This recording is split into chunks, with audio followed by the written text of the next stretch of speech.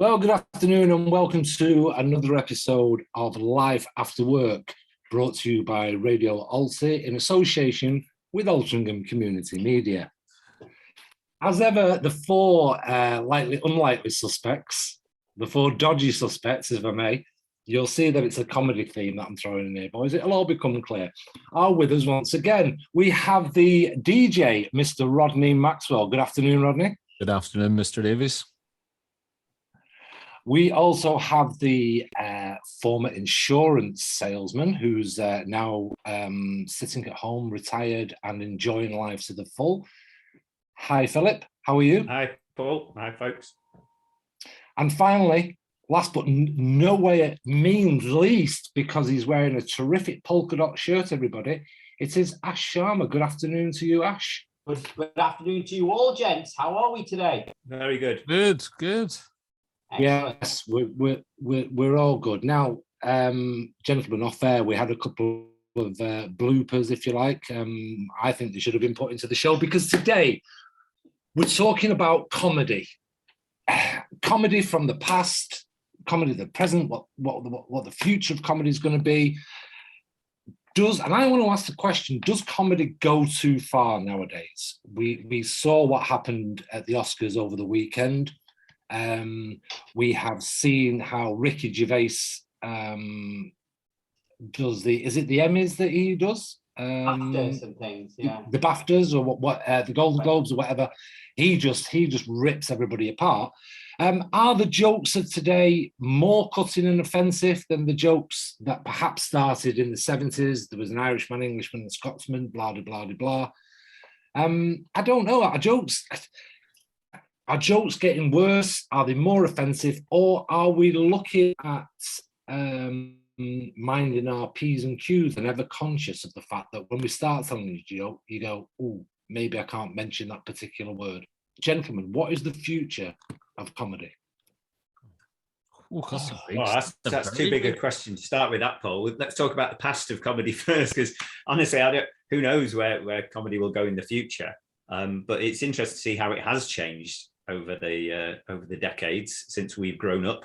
No doubt it's become more PC, hasn't it? And I think for a very good, that's a very good thing, actually. I mean, you go back and watch those, what it was like in the 80s programs and 70s programs. And I think we've mentioned them on another episode sometimes, but you absolutely cringe. What was funny then, and it might have been funny then, we can't transport ourselves back then. We've all changed, I think. But it's certainly not, in my view, this stuff back then is just, maybe it was never funny, but it's certainly not funny now. So there's been massive changes. That's my view, and we can go into them more. But I think it's all contextual in a way, you know. And absolutely, I think it does come down to the intent. So. You know, so you could turn around and say some of the Irish jokes that were said in the past, they were never aimed at any specific person, right? They weren't aimed at a specific Irish celebrity or whatever else. They were generalized to be the Irish race. And you could have taken great offense of that. But I actually think what that does is it makes matters worse a little bit. You know, sometimes laughing it off for what it is not a bad thing. The difference, coming back to what happened at the weekend, was it was very specific to an individual. And I think when you name an individual and you point that out, you always risk something about them creating an issue. You don't know what's going on in somebody's mind, never mind physicality. And I think when you call out somebody specifically, that's when it gets dangerous, and that's when it gets too personal. But I think when you're sort of generalizing, it's not as bad. It's not as dangerous. I don't know, Rod. I'll go the other way on that one, and I think you're absolutely right. Or I agree with you where you say it's contextual. I think the further removed from reality something is, it's got greater scope to be funny if you're going to be a bit edgy. But it's when there's a reality to the context. So to go back to the Irish thing, let's go back to those times when Irish jokes were common. And you actually had a situation where if you were an Irish person trying to rent a room in the UK, you would struggle, because was it no blacks, no dogs, no Irish? Was that what the thing was? How outrageous is that? So that was the reality of the context. against which you've then got this social custom to have these jokes that were predicated on the Irish people being stupid. I think there's nothing more offensive than that. And if I'd been Irish, if I was Irish, I'd find that hard to laugh off consistently. I get that, Phil, but I sort of look at it. I looked at it, and of course, I didn't come over here until the 90s, and it might have been very different before. But I used to think to myself, well, fine, I've got greater chance to actually surprise you. If you're at that level, if people assume that's where you are, then actually I've got a low base to work from. But but it was different maybe in the 90s compared to the 70s and 80s. If you came over here first, I guess that's where context. And that's matters. So that's where I think the context matters. If there hadn't been a context, I was going to come up later, but is gingerism the last acceptable form of sort of discrimination? Because there's no social reality to discrimination against ginger people, so therefore it seems acceptable. I still don't like it personally, because, and I'll come on to why, but in terms of groups of people to take the mick out of, I think it's if it's based in the reality that the society does discriminate against them, I think comedy then becomes a thin veil for that, whether it's hatred, mistrust, whatever it is. But that's why it's not funny, because there is the reality to it behind it. I mean, the thing is, if you're looking at the way, if you want a guideline for comedy, how close to the bone it can be, history will give you a guideline. I think Rod started it by looking at jokes from the past. So if you look at Monty Python, if you look at Life of Brian, they sent up Christianity, when they're all on the crucifix. There was a massive uproar about that. The Catholic Church was just saying, you cannot show this, you've got to ban it. The Exorcist is a film, but that's not comedy. But with the point I was making there is, if you go back in time, you can potentially not just specify an individual to make it offensive, but a whole group of people. So Christians were offended by that, and yet a lot of people look back on that and think it is still funny. It is. I don't know if they still have to give a disclaimer on that now, saying that this is what's happening. If you look at Borat, he offended a whole country, didn't he? In his Kazakhstan thing as well. So we found it funny, but then you'll find that other people don't find that funny. And then I think we've alluded to this before. I've mentioned it before. If you watch some of the old comedy shows, Mind Your Language, Love Thy Neighbor, Alf Garnett was a bit different, because Alf Garnett, I think we did talk about this. Alf Garnett, it was a parody. The laugh was always on Alf. He didn't get it, and he always ended up, being on the wrong end of the comedy. We were laughing at him.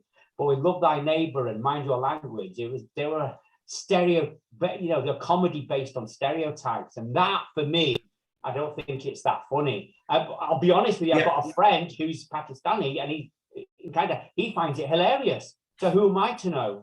Maybe I'm just sensitive. I don't know. It's very about personal taste, but I'll make one distinction. I'll preface this by saying, I know I'll come back to mention this theme again in a moment, that if you're offending somebody, I'd find it hard to find things funny if I know somebody's offended by it. Even if I disagree with them, I think they're stupid, I still wouldn't want to go out of my way to offend. I don't think that's overly sort of cautious. It's just, why would I? We're talking about things being funny here and creating joy and laughter in the world. Why am I going to propagate something if I know it's actually causing distress and stirring up something negative? Then other people, the comedian may then say back, would say, you're being the recipient of the joke, and say, you're being too sensitive. I think if you're a professional, I agree. If you're a professional comedian, you're going to offend somebody. So I'd actually defend a comedian's right.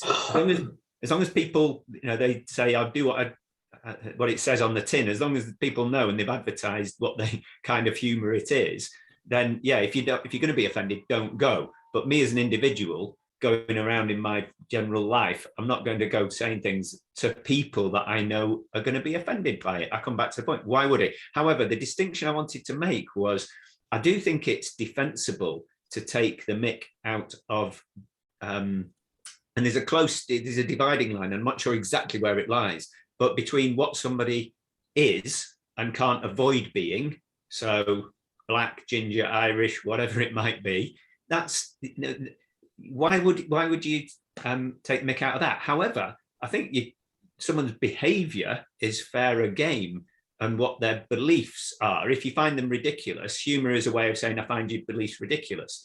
As I say, the minute I know, hang on, you're offended by this, I'll back off and say, don't want to cause offense. But if we're having a humorous exchange, I think that's more legitimate, because you choose to believe that. You choose to do something. You don't choose some of your characteristics. So why would I have a go at something that you can't control? It comes back to why are you trying to, what are you using the comedy for? And I think Ricky Gervais is a good example of somebody who uses intellectual comedy to try and shine a light on what he believes are absurd beliefs.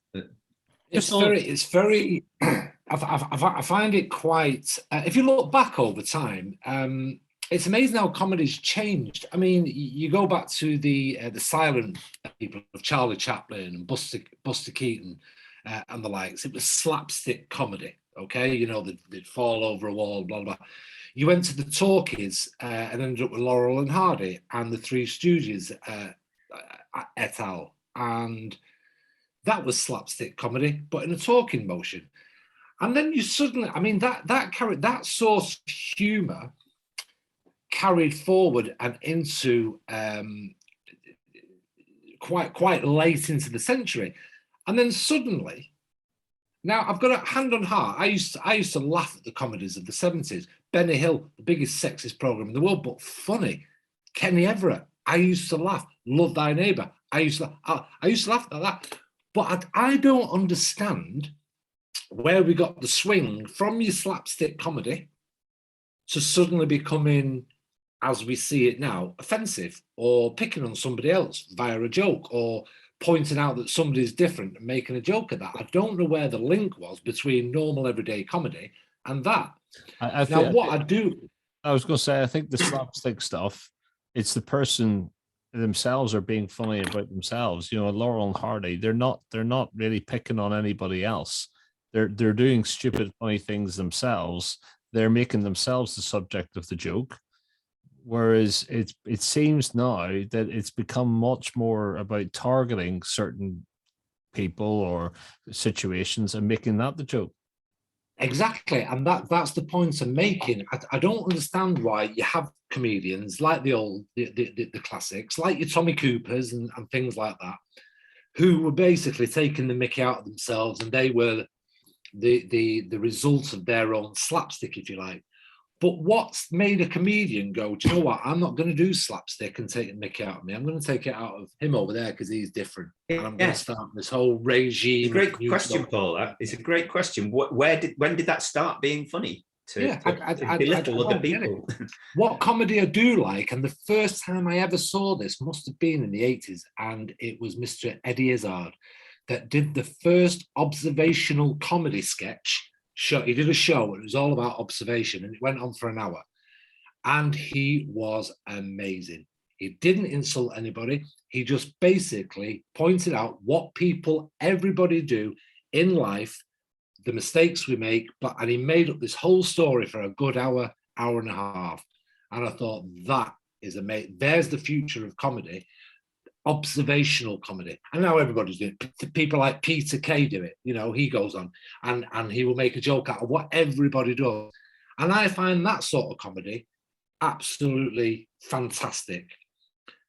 Then we go on to the slap. You see, this is the thing.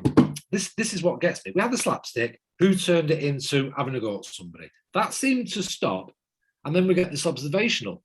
Now the observational is going a little too far, because you people like Ricky Gervais, although I think he's a funny man, he insults people, and yes, he is intelligent and uses Lex, but we're going on to this, let's pick on people again. And then you get Chris Rock in the Oscars, who clearly knows what's happening to Jada Pinkerton Smith, and goes and makes a comment like that. I'm not surprised. I know Will Smith apologized, but I'm not surprised that he went and slapped him, because we might as well just start talking about disabled people and bring back the word spastic and spaz, because we can't do it. We can't target people like that. And to say somebody who has alopecia or an illness and saying, I think it's great that you're waiting for the next G.I. Jane to come out and do parts. It's having a go that's something very sensitive. I don't know. Maybe I'm wrong. No, I agree with you entirely. And to come back to link what you just said with what we said earlier about then you can either have a go at groups of people or individuals. Even worse, I think, when it comes down to individuals, because you are knowingly offending an individual. You are causing them distress. How can that not cause them distress to have a condition that they've got mocked in a very and worse, it cannot be a more high profile place. And worse than that, you're using their situation to make yourself look good for people to laugh at you. You know, I find that the most offensive thing, really. Absolutely. When anybody does that in any context. But they laughed at it. That's the thing. You've got this mock outrage now, which is from everyone. It got to laugh. They laughed. They actually laughed at that joke initially. I mean, maybe they'd say, oh, it's out of embarrassment almost, but no, it's terrible. There should have been a bit of a gasp and a oh god, no. That's it would be a shame. Coming back to what you were saying there earlier, Paul. You know, comedy does have a role, and comedy can raise topics. You know, like for example, in the 90s, I remember Patrick Kildee, used to use the Northern Ireland situation, and he picked on everybody. You know, all sides. And because of his sarcasm and his wit, I think what it did was it raised the whole thing, and you sort of thought, yeah, they're all flipping idiots, you know, ultimately. And when it became part of the comedy, I think it started to. I think you sort of thought, yeah, we can laugh at these people because they're idiots, you know. We can't take them seriously, and I think it had a role in helping to neutralize some things a little bit, you know, and that's okay. That's good comedy, you know. Yeah, well, because he was, to make that distinction I was making before, he, from what you're saying, it appears to be having a pop, not at Catholics because they're Catholics, and not at Protestants because they're Protestants, but actually about something they were doing. They were choosing to do, not who they fundamentally were, if you like. I mean, if you look at what Paul was saying before, he's going on about the history of comedy. I mean, if we're looking at the medium of comedy, we're looking at TV at the moment. But if you go back, you know, if you look at satire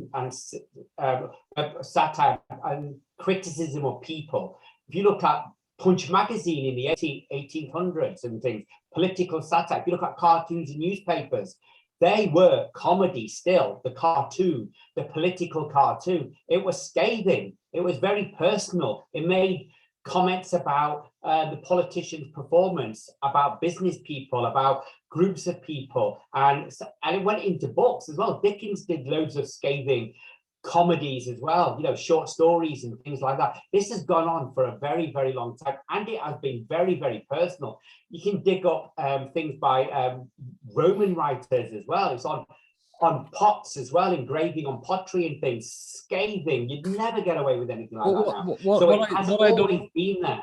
What I don't understand about the situation, going back to the Oscars, is, you know, Will Smith knew he was going to go up and he was going to be receiving an Oscar, right? And he could have used that platform to have a go back at Chris Rock in quite an intellectual way. And because he knew he was going to get his moment, and he has the intellect to be able to use that moment in the right way. Something triggered, and I think it's context is always difficult to understand. You don't know it all, but something inside him just went bang. And I happen to think that he wasn't thinking in the moment, and I think something else has gone on, because why he chose to do that then, it's almost like he just couldn't wait, and yet he knew that an hour and a half later he would have had a perfect opportunity and done it in a more rational way, you know. Well, Rod, it's absolutely tragic because he's absolutely blowtorched his Oscar now. He's actually won an Oscar. No one's even talking about that. No one's even talking about the film that he won the Oscar for, and it was brilliant. It was really, really good. Yes. The performance was fantastic. No one's even mentioning that. People are actually talking about should he be allowed to act again? And it's just, it's absolutely messed this up completely. Oh, and then actually, this before he assaulted somebody live on telly. Yeah. You know, it's an assault. He hit someone. So yeah, and that in itself, you know, What it opens up is basically, how do you respond to that situation? And actually hitting somebody isn't necessarily the best way to do it, is it? You know, it doesn't solve the situation. No, but we said this yesterday, didn't we, Rod? What if the comedian was a woman who said that joke? Would you have slapped her? That's a good point, Josh. Very good point. I mean, the thing, you know, like you said, Rod, you don't know the backstory, do you? To you know, because they've had a lot of problems in the marriage, haven't they? And they're just getting over those. I think they separated for quite a long period, and they're just getting over that. Then she gets this. You don't know what else, and he might have just been like right on the edge. He may have left for the Oscars. Will Smith may have left for the Oscars that night, drive down, when Jada's in bed because she's extremely ill, and he's thinking, oh my God, we've got this on top of alopecia, and she's got COVID or something's wrong, you know, blah, blah, blah, blah. And he goes down to smile, smile the best he can. And then suddenly some comedian has a go at his wife's hair loss. So I think you're exactly, what you say is dead on. Something triggered it, because ordinarily, I don't think Will Smith would have done that. Seeing Will Smith in documentaries and talk shows, and you'll notice that Will Smith's never in the news, is he? In as much as he's done this, he's done that, blah, blah, because he keeps himself to himself, and he has openly admitted his love for his family. You know, that's all he cares about, his family. So yeah, I think something there is some backstory that's sort of pushed him over the edge to do it. I would say that interpretation is correct. That's mine too, that it was just the moment he flipped, you know, he lost it finally, and that it had culminated over time. I think they alluded on the news report to the fact that Chris Rock it wasn't the first time he'd had a pop at them, whether it was a couple or just her. So I think it might have been something that had been building over time, and as you suggest, that it was just a momentary thing.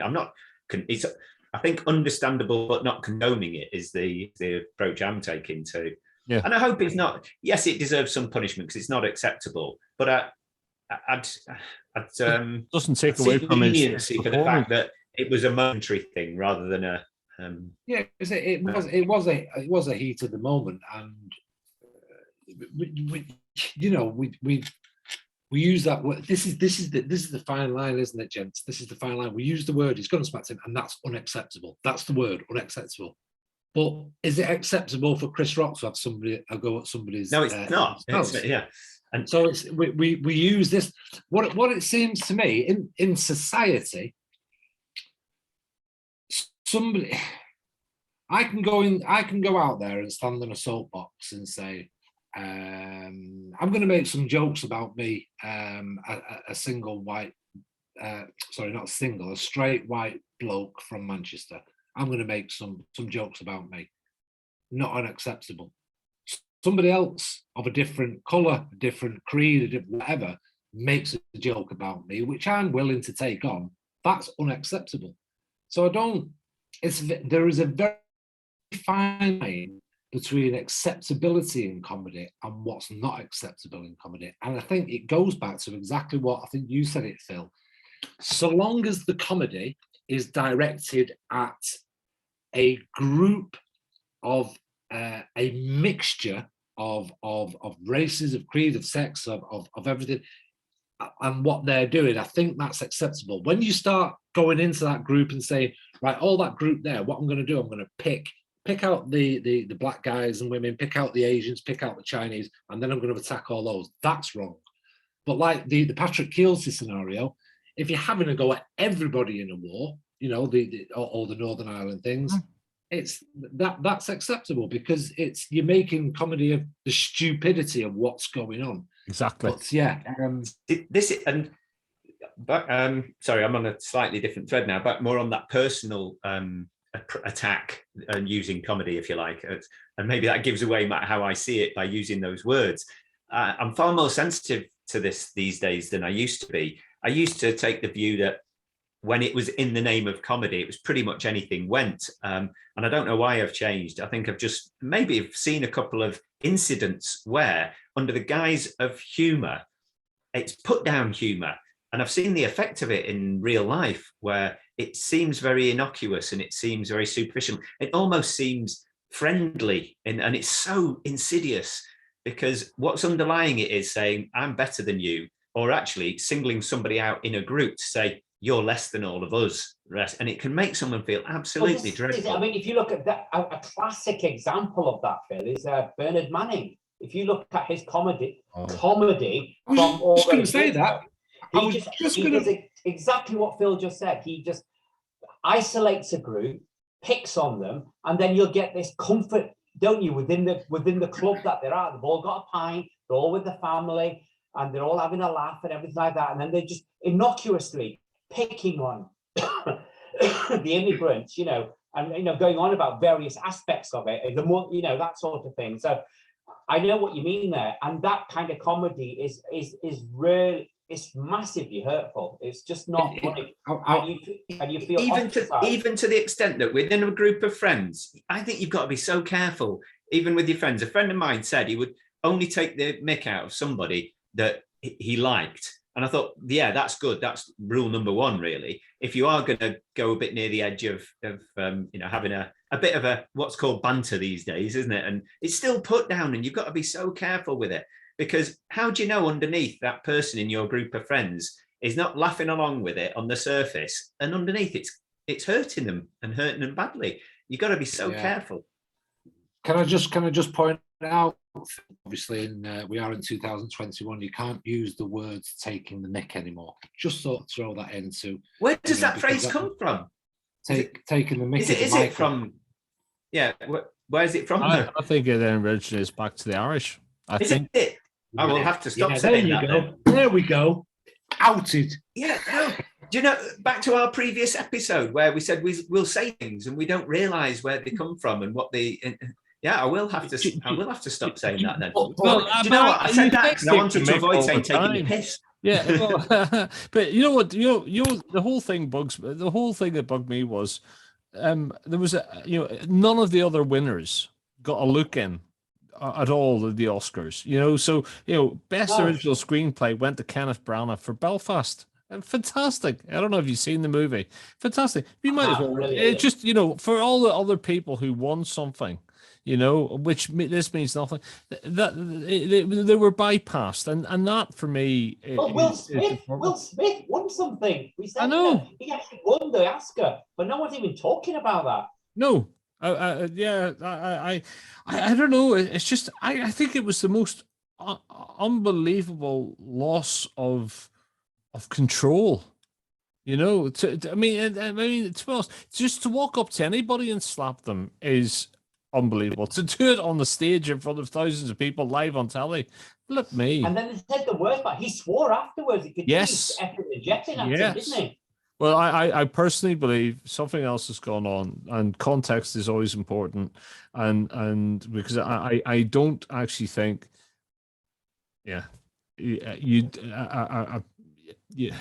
there's certain situations where you have to control, and the fact is, you always will have a chance to come back as somebody and do it in the right way. And he actually had a chance because he knew. Yeah, as you say, he had a platform to do it. He had a platform, and he could have made that platform about basically, about people, picking on others and whatever it was, weird, and it just it's unfortunate for him because he's had a great career, and this one moment is, it'll either go where it gets used to be a power for good, or it'll just be the sort of demonization of Will Smith. It's hard. The thing is, what could save this? What could save him, basically, if Chris Rock just comes out and said, "Look, it's a momentary thing. I shouldn't have said it, and he shouldn't have done that. Let's just move on." Oh, it's good of him to acknowledge that, then. No, that's what I'm saying. If he did that.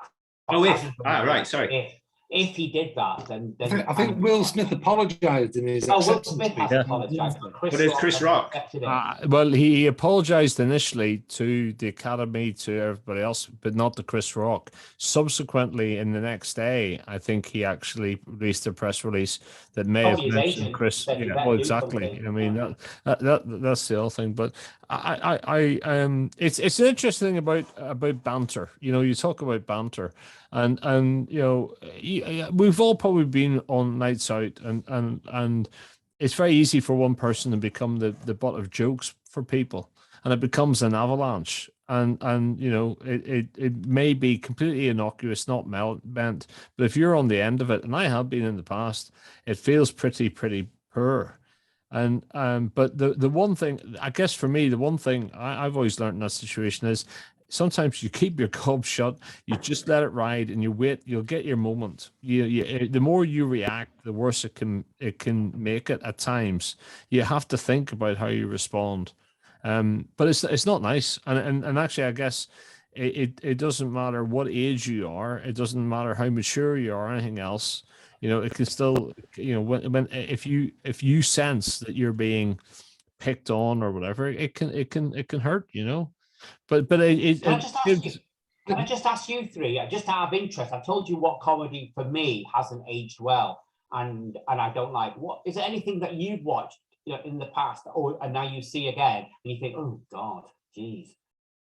Do you know what? No, this was a question I had in the back of my mind that I was going to ask. The answer to that is no, because I enjoyed my time whilst I was watching it, and do you know, I am absolutely not going to stand like some of these actors have in today's society, stand up there and go, I apologize for laughing at that joke in the 70s or in the 80s that was politically racist, sexist, whatever, because I ain't going to apologize for it. It made me laugh.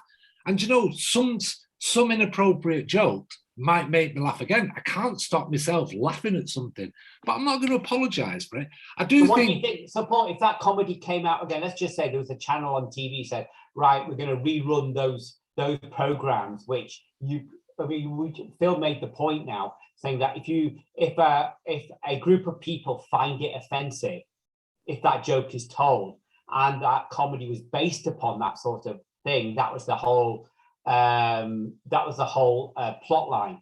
Would you still watch it then? Well, I'm tuning to Bigot Nation Street. So, well, I've tried to watch it. I have done it. I've done it with you can watch Mind Your Language. Oh, Hot Mud. I used to watch that with my mum and dad, and they used to laugh their heads off. I do think now that it's dated comedy, so I wouldn't laugh at it now, not because I didn't find it funny in the 70s and 80s, but I think it's dated comedy. Because like I said to you guys before, I love the observational sort of comedy, like what Peter Kay does, and as I said, Eddie Izzard does it tremendously. So I like that sort of comedy. So your tastes change, but I would defy quite a number of people to say, oh yeah, that's this joke and that program's unacceptable, and they will say it in a public forum. I think in a closed forum they're going, I used to love that. I laughed my bollocks, excuse my French, I laughed my head off, blah, blah, blah. But they won't say it in public. Have the spirit of your convictions, you know. Well, if you laughed at it, you're not going to get imprisoned for laughing at something back then. True, but equally, I've watched, I think what we've just said is I don't feel the need to apologize for laughing back then. If I found it funny, I found it funny then. But I think the real point of it now is I look at it now and think, no, I can't see why I found it funny now. And I don't find things like that funny anymore. And I'm trying to think, there's loads of things. I suspect about 80-90% of what was on television in the 70s and 80s, I wouldn't find funny now. It was that's, as you say, Paul, tastes are changing. And it is partly also tastes changing because of views are changing. It's like the non-racist, non-sort of sexist thing, but things like Bless This House, Robin's Nest, Man About the House, On the Buses. I used to curl up in laughter looking at those programs. I wouldn't laugh at them now because they're not funny. So we have a different, you see, that to me was the then modern slapstick comedy that went that kind of developed from the Laurel and Hardy and everything like that. That became the slapstick, you know, Blakely and Olive from On the Buses. Carry On Camping. Was brilliant. It was the Carry On Camping, risque, but funny. You know, the Carry On film. I'll be controversial now, and I find things that are over sexist now, like a lot of the sitcoms around the role of women in them. But I'll be honest, and this is Paul honesty type stuff here coming. I still find bawdy humour funny. I know there's a fine line there. Is bawdy always sexist? I hope not. I don't think so.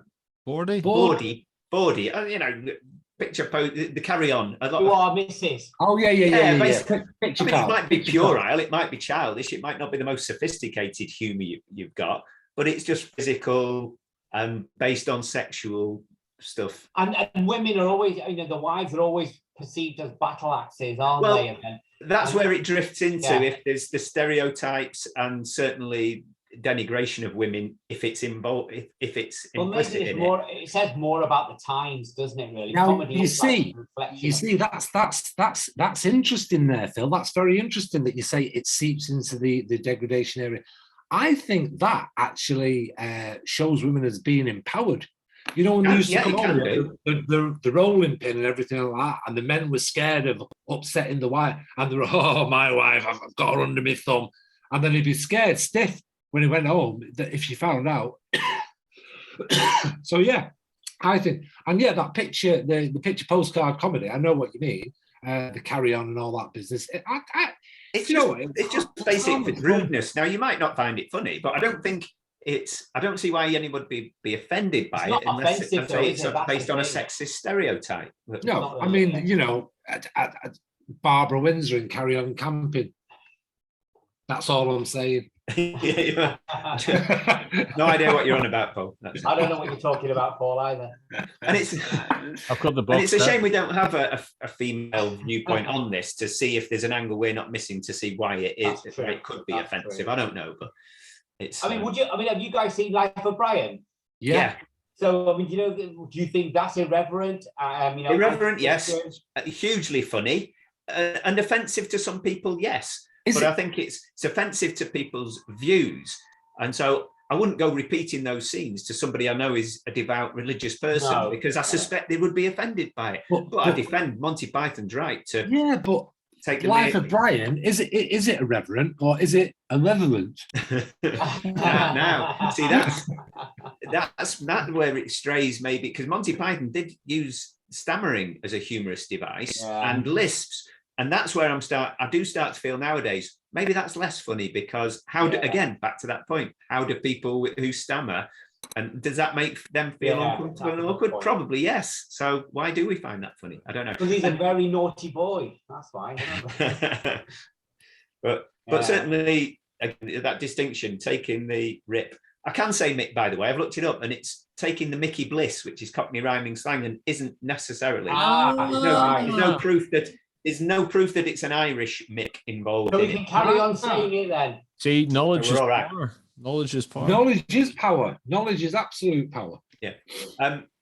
So yeah, to take the rip, I think we're okay with that phrase anyway, aren't we? We take the rip out of someone's beliefs. As I said before, it's look, if you choose to believe that, it's a way of me holding a mirror up to say, is that not a bit daft, that view? And we can have a debate about that.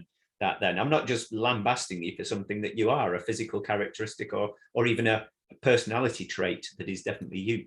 Anyway, Right. So I think we've very much covered the world of comedy and the things within it and the do's and the don'ts of comedy. I thought that was a jolly decent chap. And not once was Ash's shirt mentioned. Thank you, Paul. It's appreciated. Beautiful. Style. As ever, stylish. I think one of the funniest things I've ever read, actually, is I'm just saying, and it has a go at the upper class, Jeeves and Wooster, with Woodhouse. And it's hilarious. But but it's just sending up the upper class all the time. There's always the upper class twits who are money.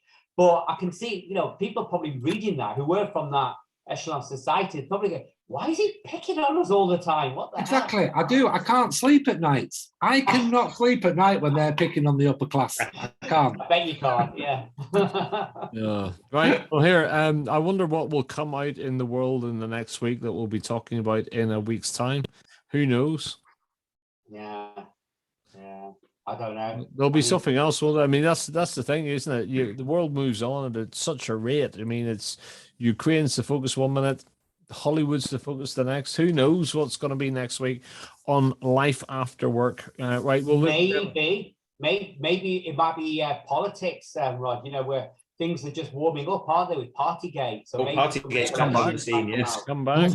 One thing's for sure, gentlemen, going on this week's film, whatever it's going to be about next week, it'll be a cracker. Right. Well, here. It's the way you tell them, I don't Paul. know. It's definitely the way you tell them. Until next week, boys. That'll do. All right. That'll do, donkey. Good to see you. A great week, guys. Have a good week. See you all soon. See ya. Bye-bye.